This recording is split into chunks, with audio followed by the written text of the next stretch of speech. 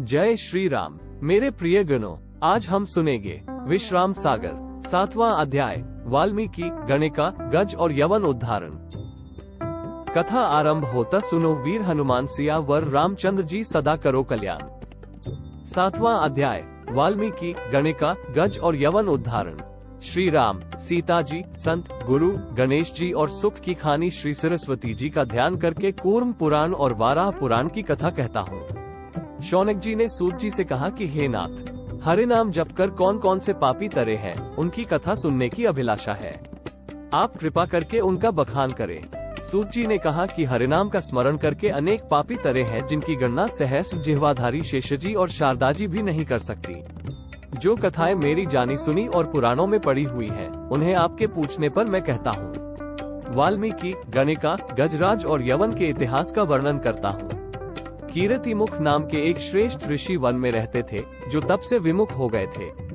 एक दिन स्वप्न में उनका वीर्यपात हो गया, जिसे वो एक बाबी में रखकर उदास हो चले गए। उसी वीर्य से वाल्मीकि मुनि उत्पन्न हुए। उनकी संगति ठगों से हो गई।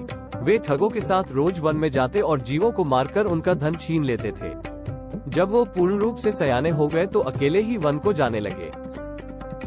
ब्राह्मण, वैश्य और शूद्र जिसे भी वे पाते थे, पहले उसे मार डालते थे, फिर उसकी वस्तुएं ले लेते थे। यदि कोई स्वयं धन और वस्तुएं देने को तैयार होता तो भी उसका वध किए बिना कभी कुछ न लेते थे। एक दिन बड़ी देर हो गई किंतु उसे कोई न मिला। तभी उस मार्ग से सप्तऋषि निकले, जिनके नाम कहता हूँ।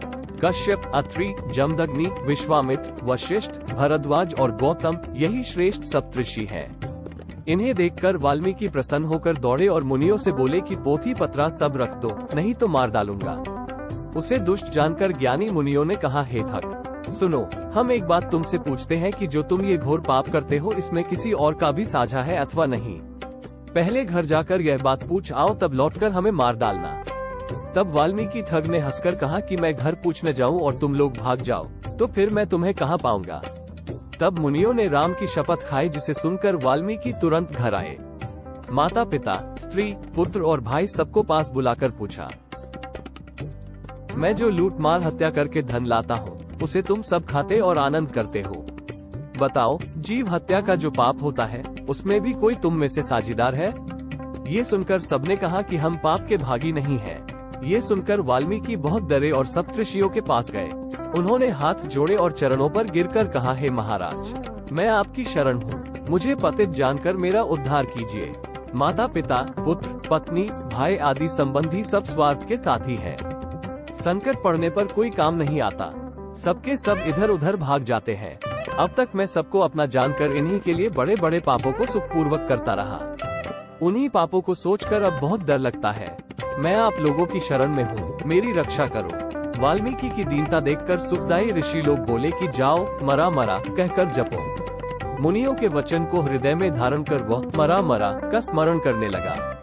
इस प्रकार तीसरा शब्द राम बन गया, जिससे वाल्मीकि जी का कार्य सिद्ध हुआ। राम नाम का जाप करने से पापों का नाश हो गया और उनके हृदय में अंधकार का नाश होकर प्रकाश हो गया। तब वाल्मीकि जी ने भविष्य में होने वाले श्री सीताराम जी के अपार यश का वर्णन किया।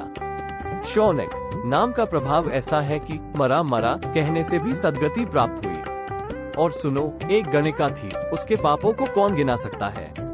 जब उसका अंतिम समय आया तो यमदूत उसे घेर कर नाना प्रकार के कष्ट देने लगे। उसी समय एक हरिभक्त आए। उस वेश्या ने उन्हें देखकर उनसे विनय की, आप दीनों के हितु हैं, मुझे संकट से बचाइए। ये सुनकर साधु ने मन में विचार किया कि इसे मंत्र देना उचित नहीं है, किंतु यदि इसका कल्याण न हुआ तो मेरा प्रण भंग हो जाएगा। बिना राम नाम सुनाए इसका भला न होगा।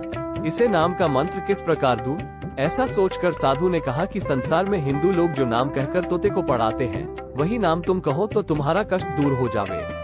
ये सुनकर वेश्या ने कहा कि वो शब्द राम है। ऐसा कहते ही उसका प्राणांत हो गया। राम का नाम उसके मुख से सुनते ही हरि के गण आ गए और उसे यम के फंदे से छुड़ा लिया और आदर पूर्वक उसे सुंदर विमान पर चढ़ाकर ले गए और विष्णुलोक में वास दिया। ऐसा राम नाम सुखदायक है कि जिसके प्रभाव से अधम जाति गणिका भी तर गई। आगे सुनो, एक बलि हाथी था, जो सागर में जल पीने गया। उसी समय एक ग्राह ने दौड़कर उसका पैर पकड़ लिया और गहरे जल में घसीट ले गया। फिर हाथी उसे खींचकर किनारे ले आया। इसी प्रकार बहुत सा समय बीत गया। हाथी के बाप, भाई, पुत्र और स्त्री कुछ दिन तक उसे सागर में भोजन पहुंचाते रहे। अंत में सब ने उसे त्याग दिया। तब भोजन न मिलने से वो निर्बल हो गया। जब उसको कोई भी अपना सहायक न दिखाई पड़ा और उसने ये समझ लिया कि अब मेरे प्राण नहीं बचेंगे, तब उसने राम का आधा नाम ही पुकारा था कि भगवान गरुड़ को छोड़कर तुरंत ही दौड़े और ग्राह को मारकर हाथी को बचा लिया। हे मुनि, श्री रामचंद्र जी ऐसे दयालु हैं। ऐसे दयालु भगवान को छोड़कर जो लोग अन्य किसी को भजते हैं, वे मानव गंगाजल को त्याग कर कुआं खुदवाते हैं। हे शौनक जी, और सुनिए, एक महापापी मलेच्छ था। एक दिन वो शौच के लिए गांव के बाहर गया। पीछे से एक सुअर का बच्चा आया और विष्ठा पर मुंह मारकर उसे गिरा दिया। यवन ने कहा, हा राम, मार डाला। राम का नाम कहते ही उसकी मृत्यु हो गई। यमदूतों ने दौड़कर उसे पकड़ा, परंतु उसी समय हरिगणों ने आकर उसे छुड़ा लिया। हरिगणों ने कहा कि इसने राम का नाम लिया है, अब ये तुम्हारे धाम यमलोक नहीं जाएगा। यमदूतों ने कहा कि इसने जो हराम कहा है सो उसने सुअर का नाम लिया था। हरिगणों ने कहा कि इस बेचारे ने भय के कारण हाय राम कहा है। यमदूतों ने कहा कि इसका न्याय करा लिया जाए और जिसके पक्ष में निर्णय हो वो इसे ले जाए। इस प्रकार झगड़ा करते हुए वे ब्रह्मा जी के पास पहुँचे। ब्रह्मा जी ने कहा कि शिव जी के पास कैलाश जाओ। तब वे शिव जी के पास पहुँचे। वहाँ दोनों ने मिलकर सब हाल बताया। शिव जी ने सारा वृतांत सुनकर कहा कि राम नाम के संबंध में मुझसे निर्णय नहीं होगा। तुम लोग वैकुंठ जाकर विष्णु भगवान से निर्णय करा लो। ये सुनकर वे वैकुंठ आए और विष्णु जी से सब समाचार कह सुनाया। फिर यमदूतों ने विष्णु जी के चरणों में सिर झुकाकर कहा कि यह महापापी और अन्याय है। इसने मरते समय हराम मुख से कहा है, इसी कारण आपके विष्णु जी के गण इसे यमलोक नहीं ले जाने देते हैं। हे प्रभु, इसका निर्णय आप ही से होगा। जो आप कहेंगे वही हम करेंगे। विष्णु जी ने सब सुनकर विचार किया कि नाम का प्रभाव अनंत और अपरंपार है। उन्होंने कहा, हे यमदूतों, अब इसे यहीं रहने दो। ये सुनकर यमदूत खिसियाकर चले गए। ब्रह्मा, शिव जी और मुनिगण प्रसन्न हुए। ब्रह्मा, महेश, शेष, गणेश और नारद आदि हर्षित हुए। जिस मोक्ष के निमित्त मुनि और योगीगण तप और योग आदि की साधना करते हैं, फिर भी उन्हें वो नहीं प्राप्त होता जो हा राम कहकर इस यवन को प्राप्त हुआ। ये जानकर भी जो नाम को नहीं जपते, उन्होंने व्यर्थ ही अपना जन्म बिताया। नाम ऐसा प्रभावशाली है कि स्वयं भगवान भी उसका वर्णन नहीं कर सकते। इसलिए राम नाम का जप निरंतर कीजिए। इति श्री विश्राम सागर सब मत आगर ग्रंथ उजागर श्री रघुनाथ दास राम सनेही कृत वाल्मीकि गज गणिकाय वनोधार वर्णो नाम सप्तमोध्याय। कथा समाप्त होता सुनो वीर हनुमान सिया वर रामचंद्र जी सदा करो कल्याण।